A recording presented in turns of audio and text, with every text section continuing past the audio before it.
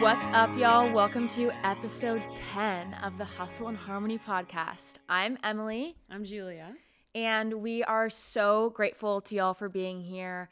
I cannot believe we're already on episode 10. That's crazy. I feel like we need to do something to celebrate with everyone. We totally should. We can do like a giveaway or something. Okay, stay tuned because we'll put it on the account. Yeah, on the account you'll see what the celebration is going to be. So it's a big milestone. I remember hearing a stat that 90% of podcasts don't make it past episode 10. So I'm very proud of us. Woo!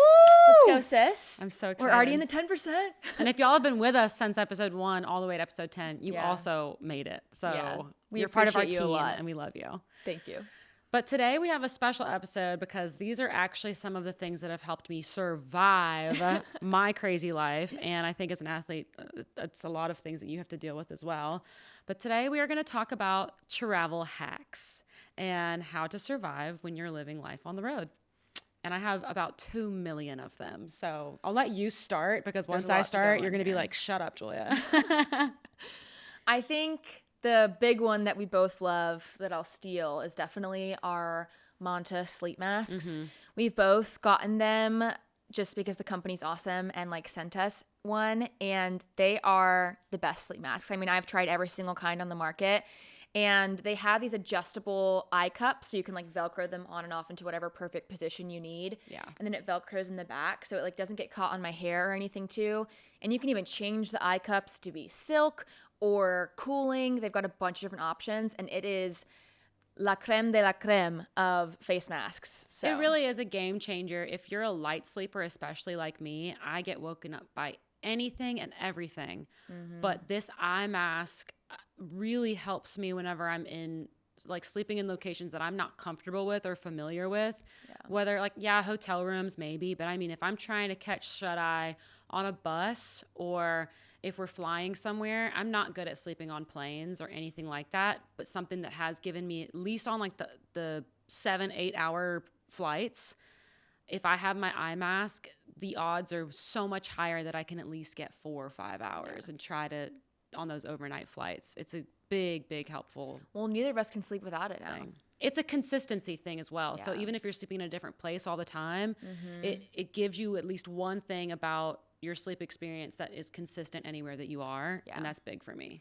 If you are traveling and trying to get into a better routine of self-care, I cannot recommend enough eye mask earplugs. Earplugs are huge too. Like people will make fun of you for a little bit until they realize that they always convert. They're missing out. Everyone converts. And then you have to get like the earplugs too that are like meant for hunting. They're not the little squish ones.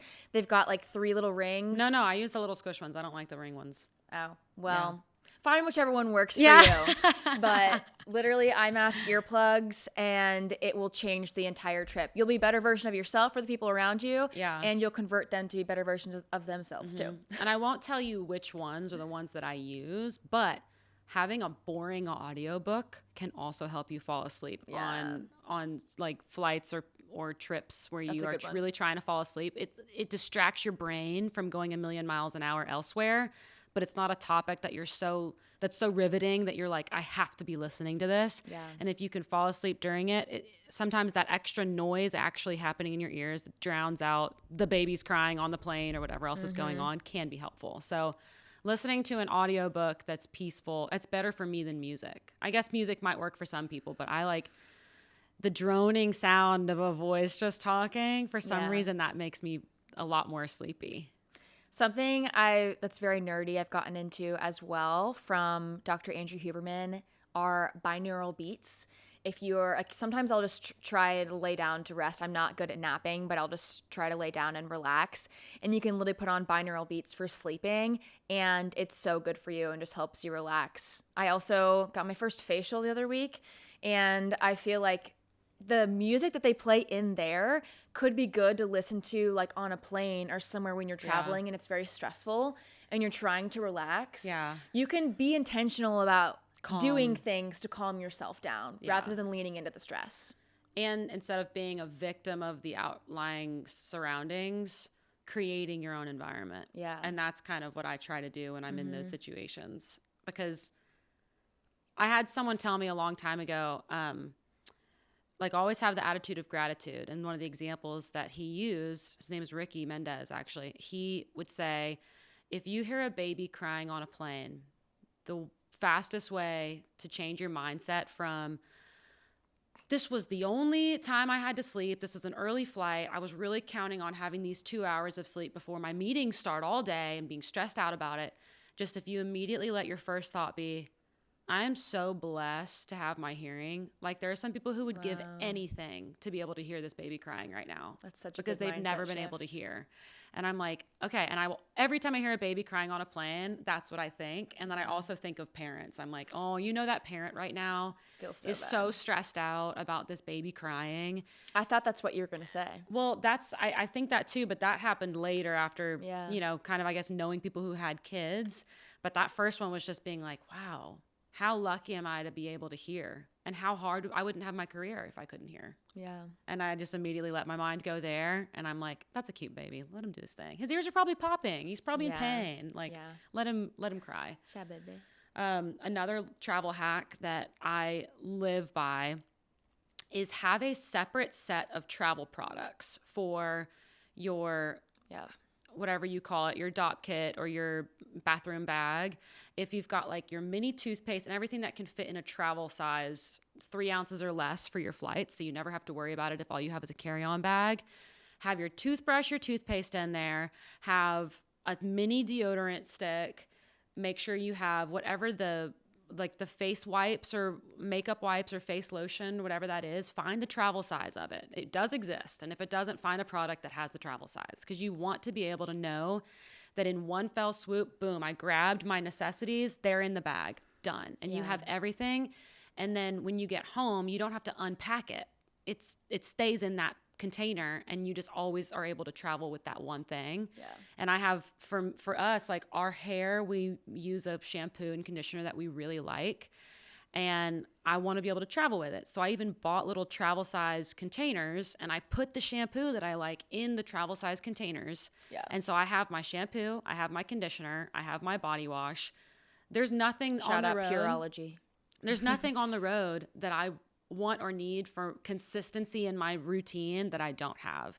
Yeah, there are some extra hairsprays and like hair masks and products or whatever that I'm going to leave in Nashville. I'm not going to bring that with me on the road, and that's okay. But the necessities, easy, one fell swoop, boom, thrown in the bag. You don't unpack it when you're home. And it changes your stress level when packing immensely, because you're like, I already know that 90% of my checklist is off. I'll say a big one on that topic too is if you are an athlete, put your uniforms and everything you need on game day in your carry-on.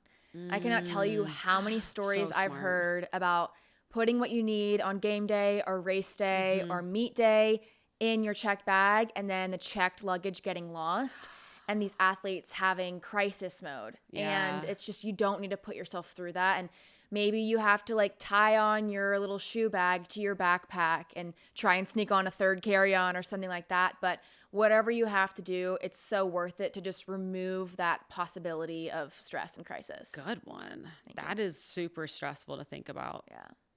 Because I mean, I carry on my guitar for pretty much the same reason. It's like worst case scenario, I could go to Target and buy an outfit.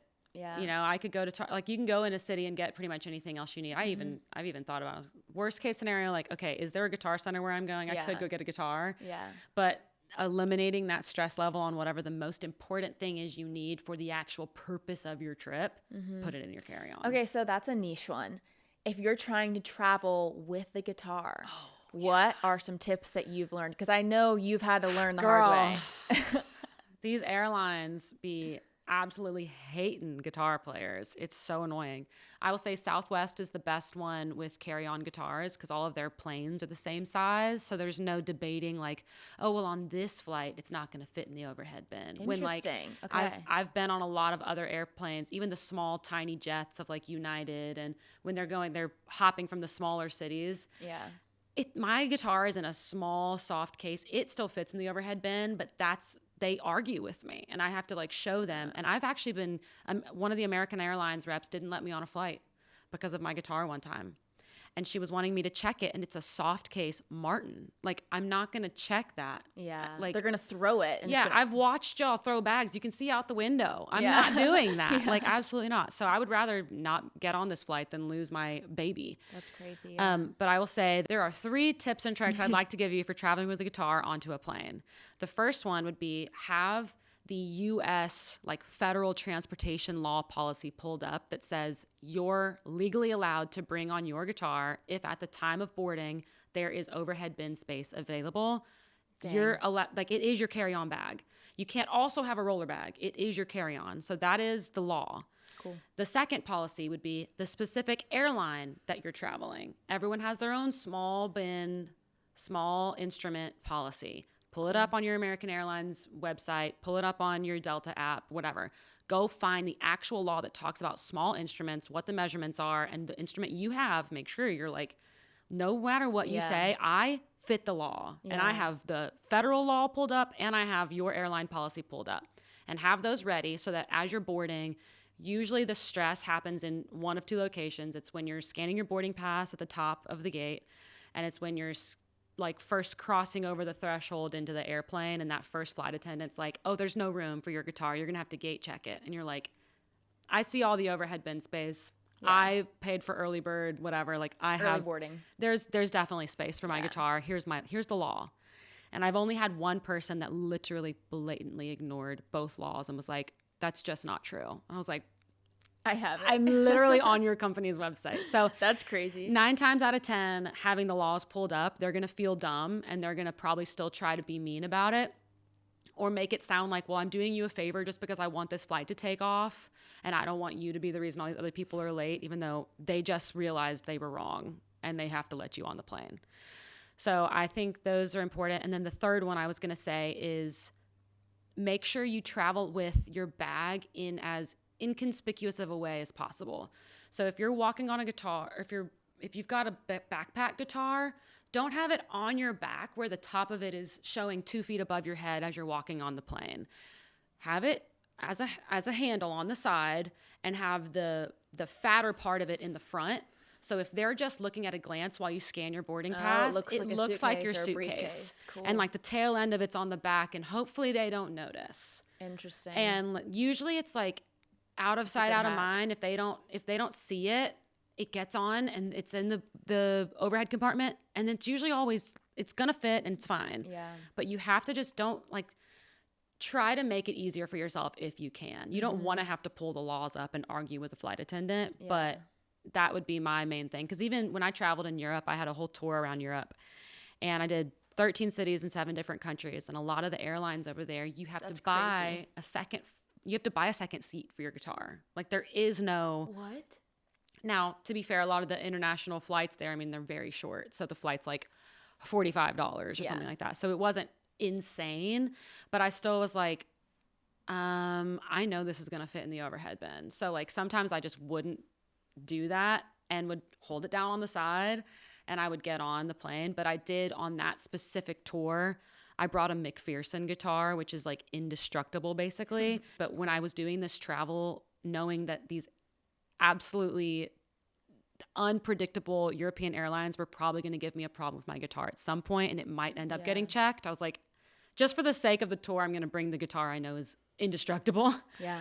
And I was glad that I did because I had some run-ins at the airports. I can't give you the advice really on the European airlines as much as I wish I could, but the American Airlines, the federal policy is pretty straightforward. That's so cool. So interesting because I obviously would never have known any of that. It's my highest stress point of a travel day is walking onto a plane with my guitar. Yeah. And if I get to travel without a guitar, I'm like, this is awesome. Skipping around the airport. I'm so free. I'm so lightweight. I'm a feather. It's all about perspective. It really is. So just be thankful every time you're running through an airport and you think you're stressed. Be like, at least I don't have a guitar right now. Unless you have a guitar. Enough. I would say my biggest stress while traveling is definitely, shocker, fueling. I was going to say food. And anyone who's trying to travel, if you're trying to also take care of your health and just figure out snacks and stuff, like I have celiac disease, so I have to be really careful about allergens and gluten. I mean, obviously packing a meal beforehand is something that I always try to do, but the 3 things that I always make sure to do whenever I'm traveling to make sure I stay fueled are bring electrolytes, staying hydrated because the air extra dehydrates you. Shout out Element. Shout out Element Tea. So good. Electrolytes with sodium.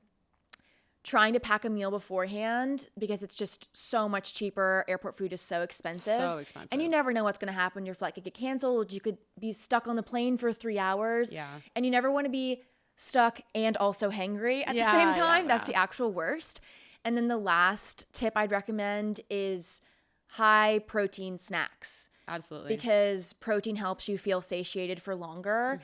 And also you want to get a lot of protein in the day, and that can be really hard / expensive to find at an airport or impossible to get on a plane. Yeah. So my favorite protein snacks I like to use are, turkey jerky. I like Chomp's turkey jerky, even dried edamame, little yogurt cups, a little protein shake. There are a lot of different portable protein options that you can choose from. You can bring food through security also. Yeah, why do people think you can't bring food through security? Well, and I think people are worried about the stigma of like having a to-go box in a bag and putting it in the bin and sending it through the machine.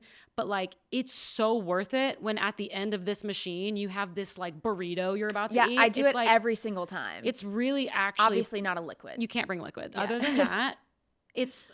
Yeah. Why wouldn't you bring a meal for this 2 hours you're about to wait in the airport? And I know you can go to the Delta Lounge or you can go, but a lot of times we're rushing to the place and we know we're about to have to get straight on the plane. And what if you have the meal you're really excited about eating already ready to go? At home. You just bring it with you. Yeah. And almost every time I travel, people are like, you can't bring food through. And I'm like, yes, you can. Yes, you literally can. But what you were saying about the like having the food ready, for me, I think the same applies with how I was saying to have your like bathroom bag pre-packed and pre-ready to go. You always have a travel thing just ready to throw in. Snacks. You've got. I have the same thing with snacks. So I have one backpack that's pretty much always my travel backpack. And whether it's me going to a co-write or it's me going to the airport, whatever city, doesn't matter. This backpack comes with me.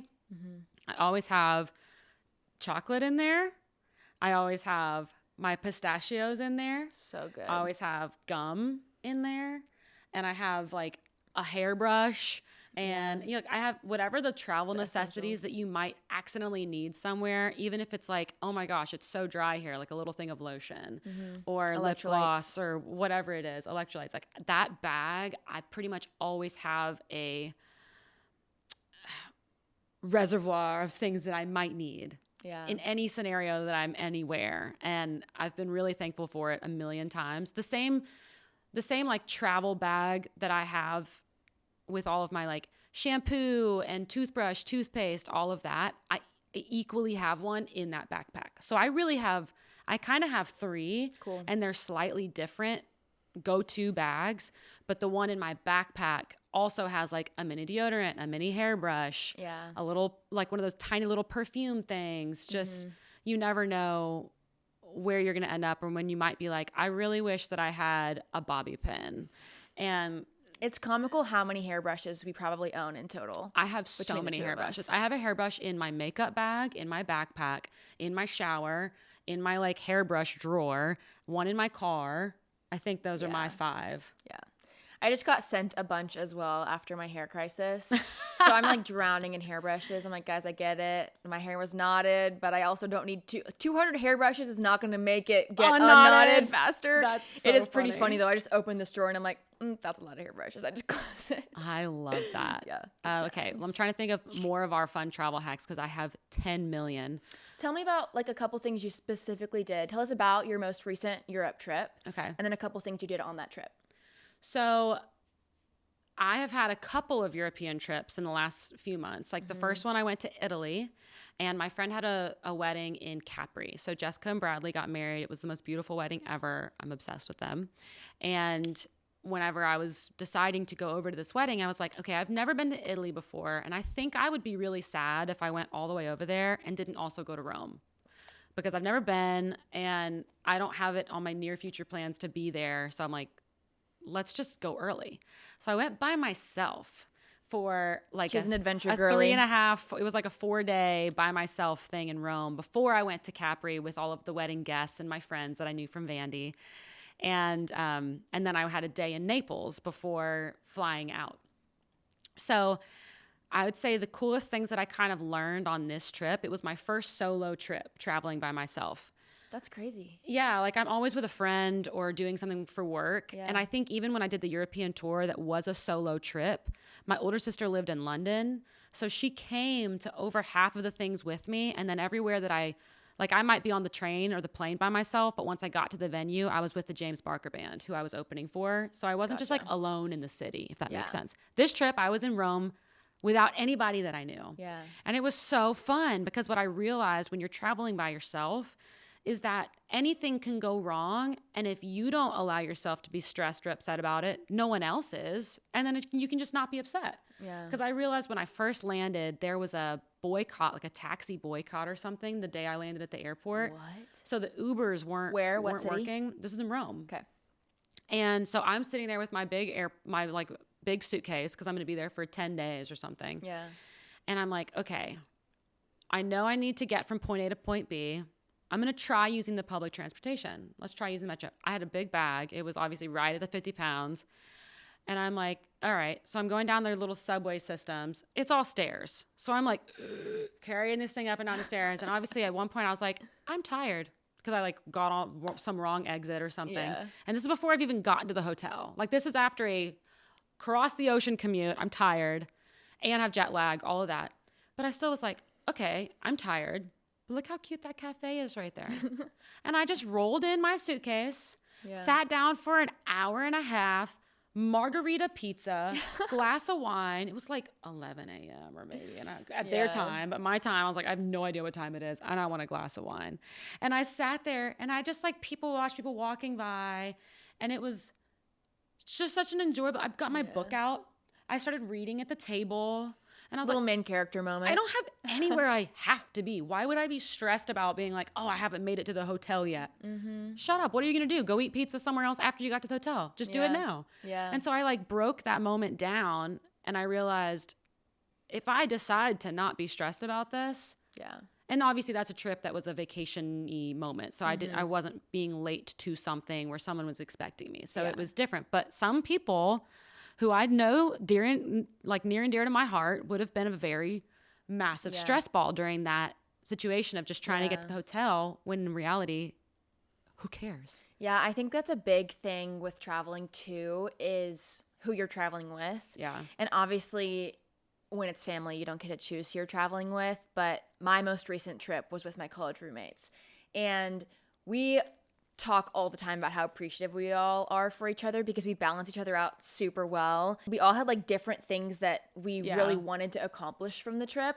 And once if you communicate beforehand about what's really important to you, and then you all like make sure that you're, helping each other get that one thing and then being flexible on the other things that aren't the most important to you. Yeah. It's such a helpful thing to do before you actually go on the trip. So smart. And even the first couple of days, like Georgia wanted to like stay up a little bit later. And I was like, this is something we can do during the day tomorrow. Like it's not going to change how much fun we have. And it would make me so much happier today and tomorrow. And it's more fun for me and it's more fun for you to be around me. Yeah. If I'm not miserable because I went to bed too late last night because I can't nap. So yeah, everyone's got their own little things, but communicating about it beforehand makes such a big difference. I'm pretty easygoing when it comes to where we're traveling and what we're doing. But it is funny how there are certain things where I'm like, if we don't find an outdoor patio for this meal, I will be devastated. I don't care where we eat. I don't care what we eat. You got that from Dad. But it's like, I don't know why, but it is funny, like the things that fulfill you. And I'm like, a cafe with a little croissant and a cappuccino where I'm sitting outside. It's so funny because my teammate, Julia Fenerty, also, the wording she would use is she craves the outdoors.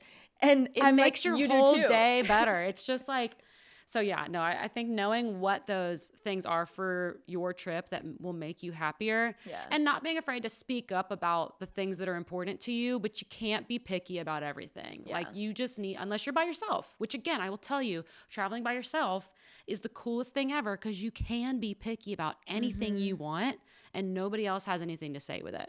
So obviously be smart about your safety. You know, I talked to one of my friends about like how to be safe when you're in another country because she had traveled to a bunch of different places. And I was like, okay, you just have a very different mindset. If you're trying to go somewhere that's a very late night experience, probably go with a friend. Like, don't just do that by yourself. But if you're going somewhere like when I was in Rome and I'm going to see the Colosseum and I'm going to see St. Peter's Basilica and, you know, the Tivoli Fountain and all of these beautiful, iconic milestones that, you know, the Spanish Steps, I can see all of this stuff during the daytime. I can walk. The whole city is basically walkable. Yeah. And this is a travel hack that I love that I learned and found out. There are walking tours that you can literally pull up as podcasts on Apple Podcasts or Spotify Podcasts or YouTube or whatever. These walking tours will have people guiding you in your headphones. And tells you where to start. And tell you where to start.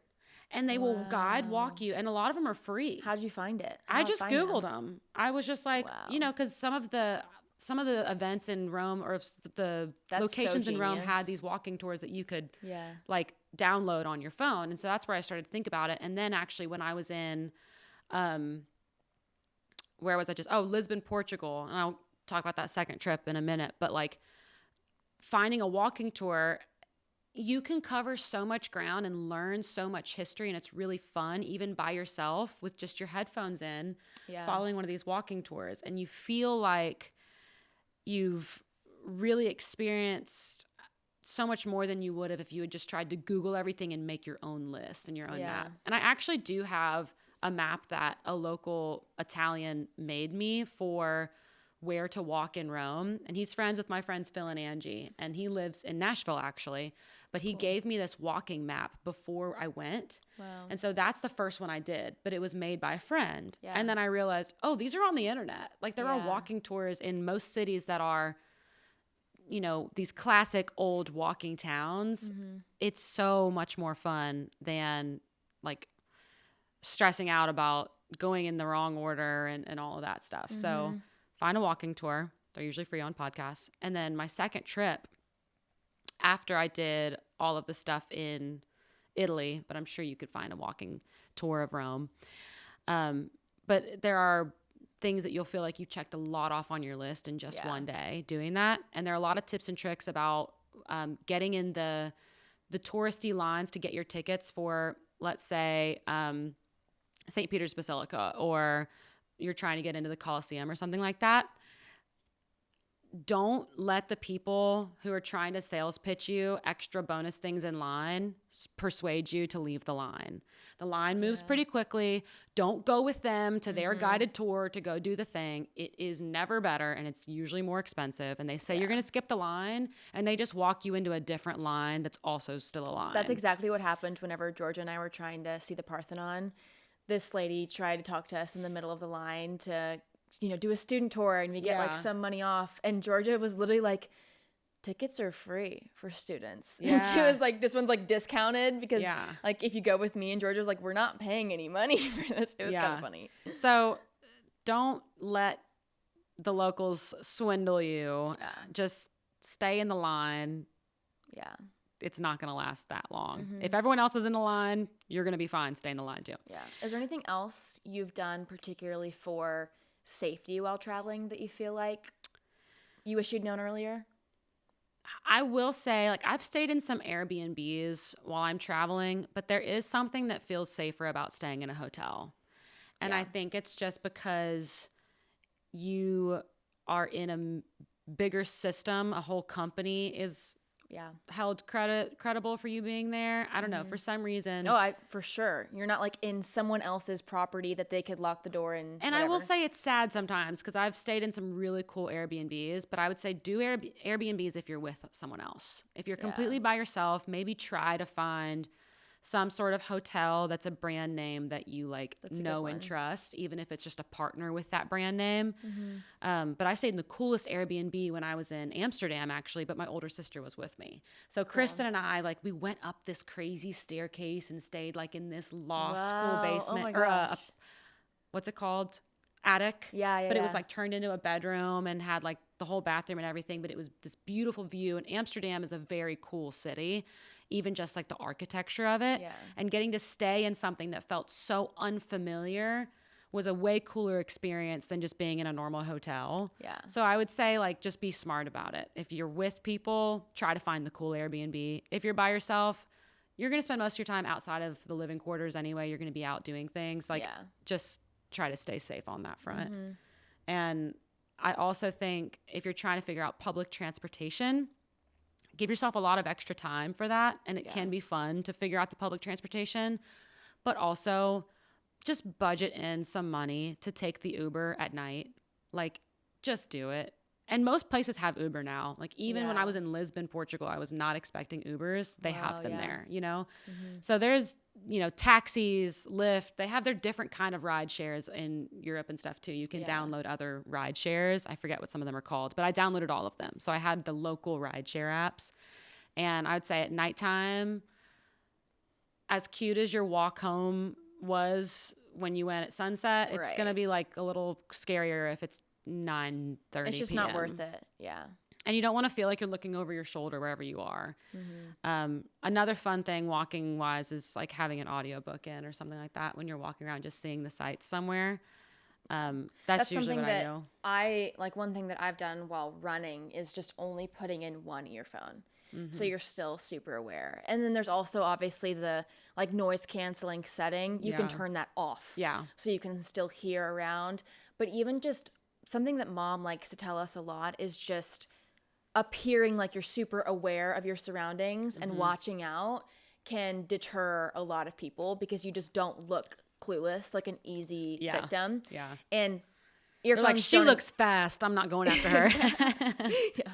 But earphones don't exactly help with that because they might think like, oh, she's listening to music. So she doesn't really know. But I will say I just recently did it's 7.5 hours, no stops, but it took me 10 hours to drive from Durham to Nashville to come see Julia.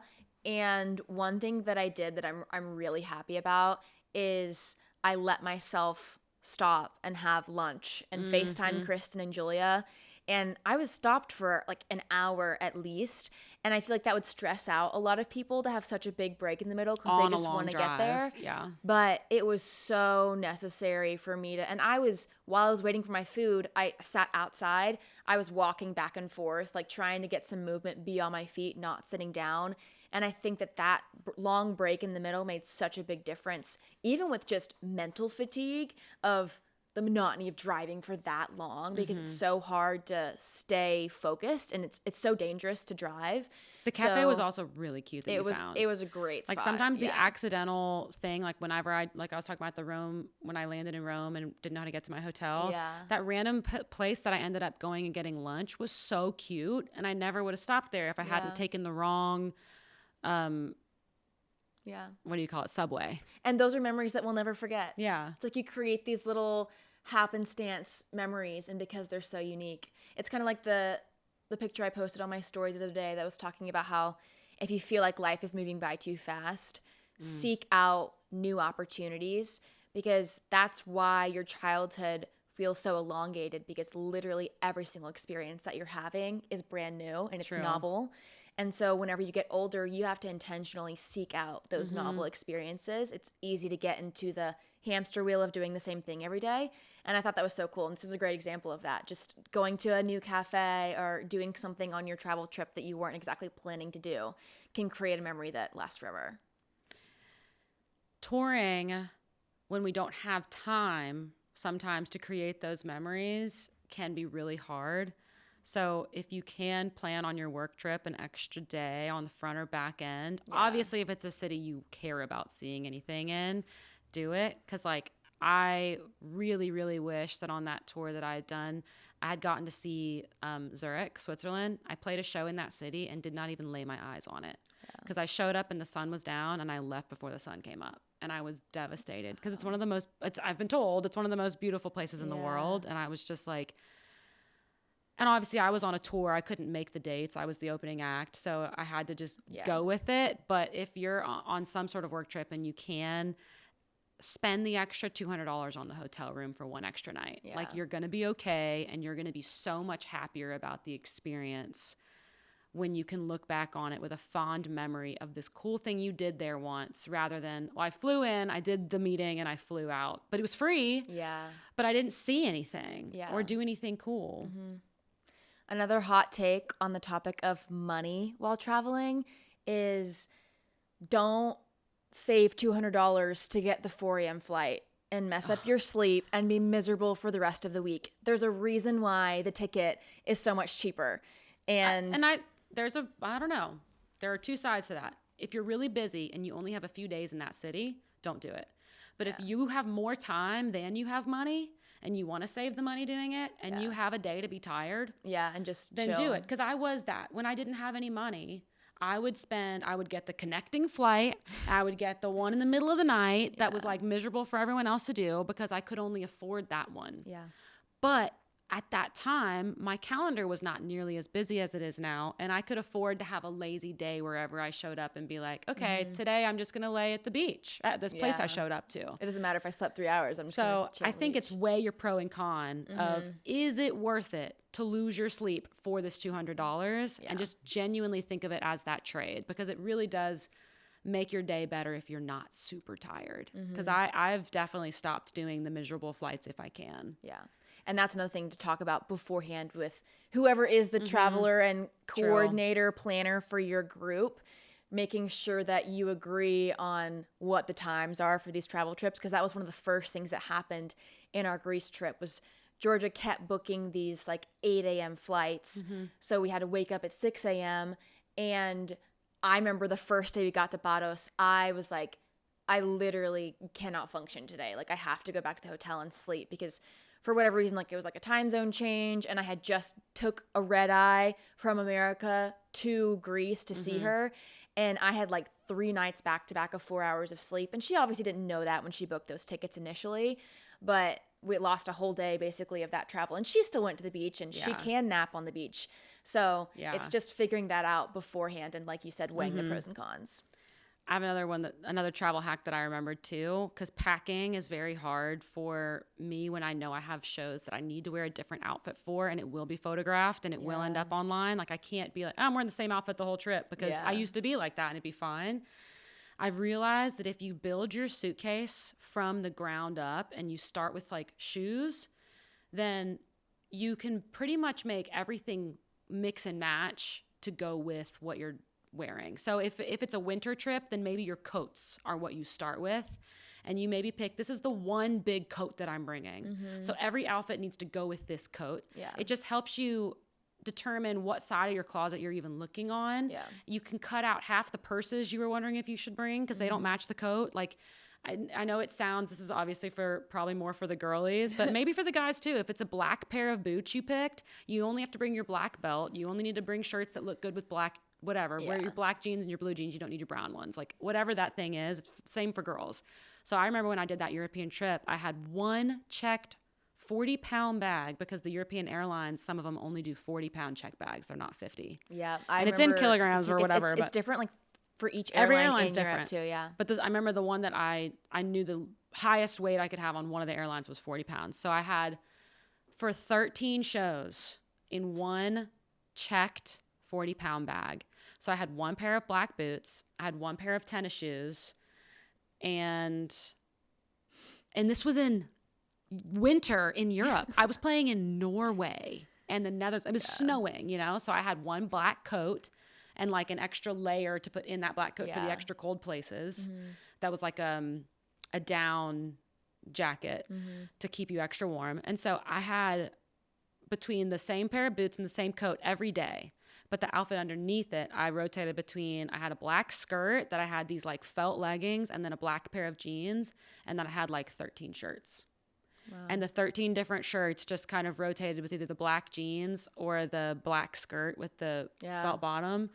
And most of your videos were from here up anyway. Yeah. So like, I think it really helped me learn how to pack. And now if you're even going somewhere for a weekend, instead of being like, oh, I'm going to bring the black purse and the brown purse, both pair of boots, and your bag is super heavy and everyone's like, why did you bring so much? And even you're like, why did I bring so much? It's worth the extra couple of hours on the front end to put in a little more thought about what you're wearing, even though it's annoying to have to think ahead and you can't always know exactly what's going to happen with weather and whatever.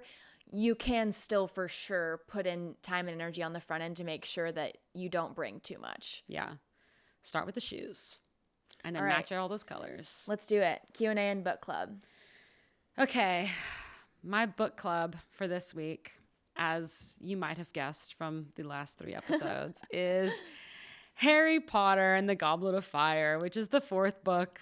And I am not done. I'm like halfway through it. What part are you in right now? So we can know what you're at. I feel like I shouldn't say, just in case. Well, I guess most people have read Harry Potter. Yeah. Okay. So I got to the part. You're the last person to ever read Harry Potter. Well, but I feel bad because the thing that I was about to say is the one thing that the whole movie's like plot kind of starts on that was very unexpected and isn't supposed to happen. Okay, so skip this part if you haven't read Harry Potter and you're planning to in the future. Okay. Harry Potter's name just came out of the Goblet of Fire. Okay. Yeah. So I'm like right there at that point. Like they're literally sitting there like Dumbledore just caught the name. Dang, that is a good part to be in. Yeah. So it's still, I'm fresh in it. But again, I have a bunch of travels coming up. So we're going to fly through this one too. I've loved listening along with her whenever she just puts it on when we're getting ready in the morning or, getting ready for bed at night. Yeah. It's been the best thing for me ever because it's just so fun. We're so nerdy. Okay. What's your book? Okay, so my book for the week, I've actually been reading for a while now, and it is Live on Purpose by Sadie Robertson. She was actually one of the girls on Duck Dynasty whenever she was growing up, and it's actually a devotionals book. So it's just a one day at a time. It has a scripture, and then she tells a story about how that scripture relates to the message she's trying to get across, and then a prayer at the end.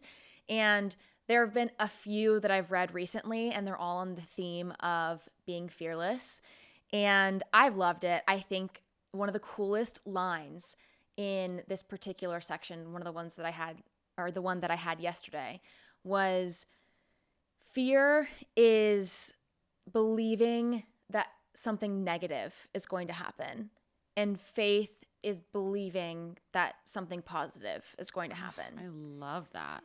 And you get to choose what you believe in. And you get to choose the mindset and the happiness and whether you're going to seek out negative futures or like manifest positive ones. Mm-hmm. And it was so cool because she was talking about how she got the word fearless tattooed on her arm. And she's like, obviously, I still have fear every once in a while, but it's a reminder to me that it's a choice. And as soon as something starts gripping me, I make the choice to be like, to have faith. Yeah. That is beautiful. Because it's true. They both stem from the same not knowing what the result is going to be. And if you lean into the fear side of it, it is almost manifesting the negativity. And if you lean into the faith side of it, you're just giving yourself better odds for a positive experience. Yeah. So that's really cool. Would highly recommend. That reminds me of a quote we talked about earlier on the podcast on a different episode, but it was like, worrying is manifesting the negative things in life that you don't want, and praying is manifesting the positive things that you do want. Different flavors of the same quote. And I was like, wow, but it's also a different, like fear and worry do go hand in hand, but they are two completely different things. Yeah. Because you might not be scared about something, but you might always be just like a little anxious and worried about things. Mm-hmm. But that is playing into a negative mindset that you don't have to play into. And the more conscious you are about deciding to pull yourself out of it, it is hard. Yeah. But you can do it, and it is a practiced and grown skill set. Yeah. Great book for the week. Thanks. Tell me what it's called again. Live on Purpose. Live on Purpose. Okay. I'm going to for sure be and you read one page a day? When I finish it, I can just give it to you. Yeah. Okay, perfect. I have my friend Emmy gave me the book that's the one line a day where you basically write for only one little small section what your day consisted of. And I'm just going to put it together. And every day it's like so cute. read the one day and then write my one line a day. And I think that'll be a very fun. I love our little friend book trades we have going because one of my best friends, Elizabeth Renault, actually gave me this one. Oh, so cute. Little book swaps. Okay, can I read you your question? Yes, ma'am. Okay, to kick off our Q&A section, Julia, what is your favorite trip you have been on? This is a tough one. You've been on a lot. It's so spot on what we've been talking about this entire podcast, but I don't have a good answer because I've had such cool different experiences in every different place that I've been. And I will say that it's almost like a songwriter saying, what's your favorite song you've ever written? And it's always the newest one. Yeah. This last trip that I just went on, I had shows in London and then had 4 days to kill in between that and shows in Alaska, which literally the other side of the planet. How many hours travel was that? It was a 25-hour commute from, so basically I ended up going from my 2 shows I had in London. I went and killed a few days in Portugal, and I went to Lisbon, Sintra, Cascais, and just truly made the most of it was really a 3-day trip because I had travel on both ends of that. And the travel to Alaska took me 25 hours out of Lisbon, which was the best place out of Europe to fly. Like it was actually, to Lisbon because I went to Lisbon for the flight, which is crazy when you think about that. Because I would have thought London had a better flight, or even like Dublin or something. Surprising. No, Lisbon had the best flight because Alaska's really far. It's like I could have gone to Japan to Alaska or through America to Alaska, and it was like equidistant because it's quite literally the opposite side of the world. So I got all the way to Alaska, and basically the 3 pieces of this trip were so different for me. So when I went to London, it wasn't a touristy trip because I've been there a bunch of times. Our older sister lived there for 5 years. I have played probably 7 shows there. So I felt like I was seeing friends, you know? That's like cool. I've known these people for years and I know their families. And it was like I got to go and just catch up with people and kind of revisit a place that our sister used to live that it's just like, wow, I haven't gotten to see this culture in a while. But I'm not out doing touristy things. I'm going with, friends to cool restaurants, just like you would visit a friend somewhere. So that was London. And then I had a trip. This Lisbon, Portugal trip was very similar to my trip it was inspired by my trip in Italy. Because I obviously in Italy, I did the by myself for 3 days, then did the wedding for 4 days in Capri. And then the Naples was just like where I was flying out of. And I really enjoyed having the people part of it when I was with all my friends at the wedding. And I kind of got that in London on this trip. I was with friends, like I did the London thing. And then I was like, I'm going to be completely by myself in Lisbon. And I'm so excited about it. Because I want to do the walking tours. The cobblestone roads were just gorgeous. And I went to these castles in Sintra that like, so cool. Oh my gosh. Y'all have to go look at were gorgeous. I need to post because I put them on my story. I need to do an actual photo dump of them, and I promise you I will. Please. By the time this is up, like there will be a photo dump from my trip in Lisbon, Sintra, and Cascais. The buildings were unbelievable. It was quite literally a fairy tale. It was the most gorgeous thing I've ever seen. And I didn't know that I was going to be that excited about going there. And I think that's the coolest part about travel is you don't know what to expect sometimes. And the places where you didn't know where something was going to be cool end up being your favorite. Going into anything with no expectations is the best thing you can do. I stand by that. It's really fun. And just being excited about whatever you discover.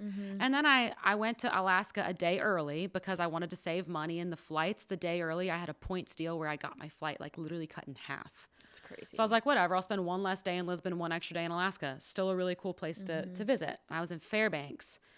And I went gold panning in the river, found gold.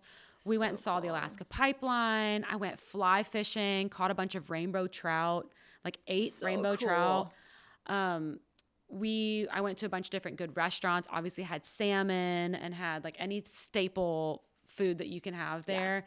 And then I opened for Waka Flocka on a military base. It was just like, what is going on right now? So that trip was one that I'll never forget because it was so many different core memories. Crazy. But I've been to I think 27 countries now. That is wild. Yeah. Wow. It's really crazy.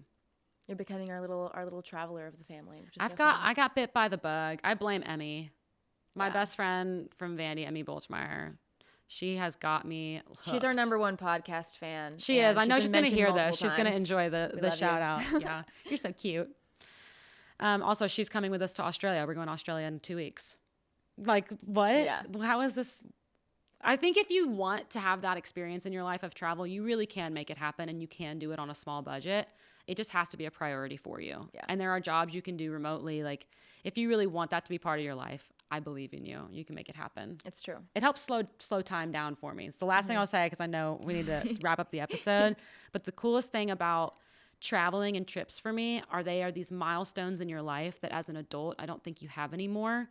When you're a child, every grade is a new milestone. You've got your seasons where school starts. You've got sports season starts. You've all these little things that turn your page, but you can look back on different pages in a very like succinct way. Yeah. As an adult, I look at things in eras of like, that was right before or right after this trip I did to this country I'd never been to before. Yeah.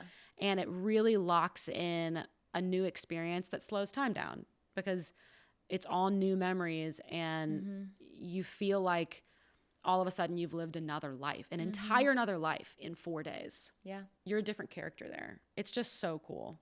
So I hope you guys get to travel. And if you don't get to travel on your own because you have like a kids or something you have to stay home for, like hang with us on our travels and we'll take you along, because this Australia trip is about to be really fun. We're going on a sailboat. I cannot wait. I can't believe we're doing it. Yeah, we're going around to see And I am nervous about the extremely long travel there. So this has been a good episode to help remind me of the travel hacks. Yeah, the flight there. Oh, I almost forgot this one too. This is a fun travel hack though, because I think you did it too.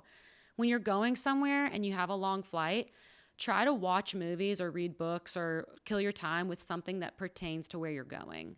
So like on my way to Rome, it was a very far commute, but I was like, I'm going to watch the Lizzie McGuire movie. I'm going to watch A Roman Holiday. And I did the same thing for Rome or for London the first time we went. We watched The Crown. And after I went to Scotland, I was like, I'm going to binge everything Mary Queen of Scots that exists. And every single time I travel somewhere, I try to get more indoctrinated in the culture of it, because it just makes you more excited to have been there or to have been going to like be going there. And it's the best way to kill time. Yeah. Cool. And if you're having a new experience, one of the other cool things I may have mentioned before is just listening to a new album or new music while you're there is a really scientifically proven thing. It's very, very cool. You can then listen to that album again. If you listen to it for the first time on that trip, every time you listen to it after that, it'll bring you back to that exact moment. So Emmy binge played Taylor Swift the entire time we were in New Zealand in a camper van. Funny. We went to the North and South Island and literally went to every place you can think of in New Zealand. And all we listened to the entire time was Taylor Swift. I love it. So I'm like, that Taylor Swift is New Zealand for me. I love it. Okay, last question. I love this. I'm actually very curious about the answer to this. Emily, what is your favorite song Julia has out? Oh, that is a good question. I will say, okay, so the one that I actually freaked out like immediately whenever I heard it and was just like, I could scream on every mountaintop about how amazing this song is, and I've already ranted about it on the podcast, is Diamondback. Really? I just think it's so genius. Like, I just love it so much. Thank you. I definitely did not think you're going to say that one. It's so funny when a song is something, for me, putting that song out, I was like, this one's going to be too specific for people to relate to who haven't taken a ring off. But I've gotten so many people, that's the one people scream the most at shows. And I'm like, you're 13. Yeah. Who hurt you? Well, it's funny because when you're creating art, you have to create something that's specific enough that you can create a deep, meaningful, emotional connection with people. Feels real. But broad enough that whatever that specific experience is, people can apply it to their own unique experiences in their own lives. Yeah. And I just love it. I mean, the genius of the lyrics and everything, it's super great to sing along to. I'll cheat and say another one too, which is Growing Up. I think that I've also had friends, because I'm, graduating college, going into the real world, have a lot of friends going through what that song is about, reach out and be like, dang, this song is so good. It's literally, growing up is hard sometimes. Like, no one asks me, are you happy? It's always about the next milestone. It's always about what you're accomplishing. What are you doing? Blah, blah, blah, blah. But at the end of the day, we talked about this earlier too. It's finding what makes you happy and focusing on that and choosing that. And Be where your feet are. Yeah, Enjoy the I moment. love it. It's a beautiful song and it's very heartfelt. So Thanks, Emily. Love you. Big We fan. love y'all so much. Thank you for tuning in to episode 10. We're celebrating online together too. So make sure you check our page on Instagram. We will talk about how we're celebrating episode 10. Thank you for joining us. Y'all are the best. Love you, Cole team. Thank y'all so much for listening to this episode of Hustle and Harmony. Please leave us a 5-star review or comment, subscribe to our YouTube channel, and follow us on socials at Julia Cole Music and at Emily Cole. We'll love you forever either way, and we can't wait to see y'all next week. See y'all then.